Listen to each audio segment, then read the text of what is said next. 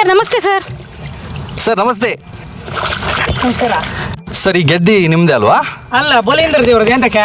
Sir ನಾವೊಬ್ರು ಕೃಷಿಕರ ಬಗ್ಗೆ ಸಂದರ್ಶನ ಮಾಡ್ತಾ ಇದ್ದೀವಿ. ಸರ್ ಅಂದ ಹಾಗೆ ಮತ್ತೆ ಸರ್ ವಾವ್ ನೈಸ್. ಇದು ಕ್ಯಾಪಾ? ಕ್ಯಾಪು ಅಲ್ಲ, ಬತ್ತಿ ಪಟಾಕಿ ಅಲ್ಲ, ಮಂಡಿಗೆ ಹಾಕು ಹಾಳಿ. ಇದನ್ನ ನಮ್ಮ ಹಳ್ಳಿ ಒಳಗಿನ ಚೇತನ್ ರಂದೇಳಿ ಇದ್ರು, ಅವ್ರು ಬೇಕಾದ ಮನೆಗೆ ಮಾಡಿ ಕೊಡ್ತಾರೆ ಲೈಕ್ ಮಾಡಿ. ಸರ್ ಅಂದ ಹಾಗೆ ಇವರೆಲ್ಲ ಹೆಂಗ್ಸ್ರಾ? ಅಲ್ಲ, ಇವರೆಲ್ಲ ಗಂಧರ್ವ ಸ್ತ್ರೀಯರು. ಇವರು ಮೊನ್ನೆ ಅಮಾಸಿಗೆ ಜಲಕ್ರೀಡೆಗೆ ಬಂದಿರ, ನಾನೇ ಒಂದು 3 ಆಳು ಕಳಿ ಹಾಕಿ ಕೊಟ್ಟು ಹೋಯ್ನಿ ಅನ್ನೋದು. ನೀವು ಎಂತ ಮರ ಆಗಲಿಂದ ಹೇಳ್ತಿದ್ದಿ ಅಲ್ಲಿ ಕೊಡಿ ತಗೊಂಡು ಹಾಕಿಕ್ಕೊಂಬೋದು ಅಂದ್ರೆ ಹೊಟ್ಟೆಲಿ ಅದೇ. ಸರ್ ಸಿಟ್ಟು ಬಂತಾ? ಇಲ್ಲ, ಮತ್ತೆ ನಿಮ್ಮನ್ನು ಕೊಂಗಟ ಮಾಡ್ತಾರೆ ಹಿಂಗೆ ಮಾಡ್ರೆ. ಮುಂದೆ ಮುಂದೆ ಮಗಣಿ ನೀರಿಗೆ ಕ್ಯಾಮರಾ ಮಾಡ್ತಾ ಆಗ್ದ ಸರ್ ಮಗನ ಬರೇ ನಮ್ಮ ಮಗನು ಹಿಂಗೆ ಬರೇ ಪಣಕ್ಕೆ ನಾ ಕರ್ಕ ಬರಲ್ಲ. ಸರ್ ನೀವೀಗ ಹಾಕಿದ ಭತ್ತ ಎಷ್ಟು ವರ್ಷದ ನಂತರ ಫಲ ಕೊಡ್ತದೆ? ಸಾಧಾರಣ ಒಂದು 2 ಪಂಚವಾರ್ಷಿಕ ಯೋಜನೆ, ಓ ಒಂದು 10 ವರ್ಷ ಬೇಕು. ಓ ಸಾಧಾರಣ ಒಂದು ಈ ಭತ್ತದ ಗಿಡ ಎಷ್ಟು ಹೈಟ್ ಬೆಳೀತಿದೆ ಸರ್? ಎತ್ತರುವ ಹೌದು, ಎತ್ತರ ಎಷ್ಟು ಹೈಟ್ ಬೆಳೀತಿದೆ? ಒಂದು 25ರಿಂದ 3 ಫೀಟ್ ಹೋಗಣಿ. ಓಲ್ ಒಂದು ಹಣಿ ಮರ ಇತ್ತು ಗಣಿ, ಅದ್ರಷ್ಟು ಎತ್ತರ ಹೋಗ. ಹಾಂ, ಕಡೆಗೆ ನಾವು ಅದು ಭತ್ತನ್ನ ಒಂದು ಉದ್ದ ತೆಮಿ ಕೊಕ್ಕಿ ಹೊಲ್ ಕಟ್ಕೊಂಡು ಗಲ ಗಲ ಗಲ ಗಲ ಗಲ ಹೊಲ್ಸುದ ಭತ್ತ ಪೂರ ಉದರತ್ತು. ನಂತರ ಭತ್ತನ ಎಂತ ಮಾಡ್ತೀರಾ ನೀವು? ಭತ್ತನ ಗೋರಿ ಮರ ಕಟ್ಟಿ ಹಾಕತ್. ನೀವೆಂತ ಸಂದರ್ಶನ ಮಾಡ್ತೀರಿ ಮರ?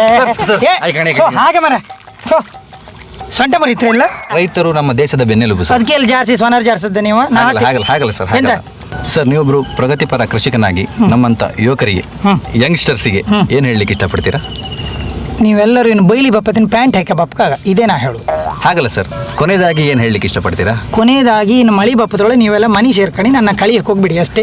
ಸರ್ ಹಾಗಲ್ಲ ಸರ್, ನಮ್ಮ ಈ ಸಂದರ್ಶನದ ಉದ್ದೇಶ ಏನೆಂದರೆ ನೀವೊಂದು ಪ್ರಗತಿಪರ ರೈತರಾಗಿ ಜನರಿಗೆ ಏನಾದರೂ ಒಂದು ಒಳ್ಳೆಯ ಒಂದು ವಿಷಯನ ಹೇಳಬೇಕಾಗಿ ಏನನ್ನು ಹೇಳಲಿಕ್ಕೆ ಇಷ್ಟಪಡ್ತೀರಾ?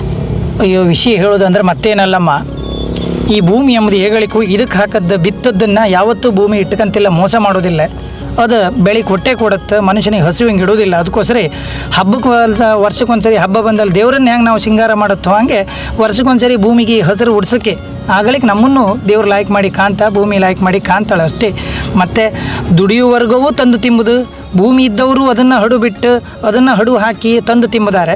ಒಂದು ಉತ್ಪಾದನೆ ಎಂಬುದು ಎಲ್ಲಿರುತ್ತೆ ಹೇಳಿ? ಅದಕ್ಕಾಗಿ ಭೂಮಿ ಯಾರದ್ದೆಲ್ಲ ಇತ್ತೋ, ಗೆದ್ದಿ ಯಾರದ್ದೆಲ್ಲ ಇತ್ತೋ ಅವರೆಲ್ಲರೂ ಅದನ್ನು ವರ್ಷ ಒಂದು ಸರಿ ನೇಲ್ ಕುತ್ತಿ ಬೇಸಾಯ ಮಾಡಿ ಆ ಭೂಮಿನ ಚಂದ ಮಾಡಿ ಇಟ್ಕೊಳಕ್ಕೆ ಎಲ್ಲರೂ ಬೇಸಾಯ ಮಾಡೋಕ್ಕೆ, ಕೃಷಿ ಮಾಡೋಕ್ಕೆ ಅದರಲ್ಲಿರುವ ಆನಂದವೇ ಬೇರೆ.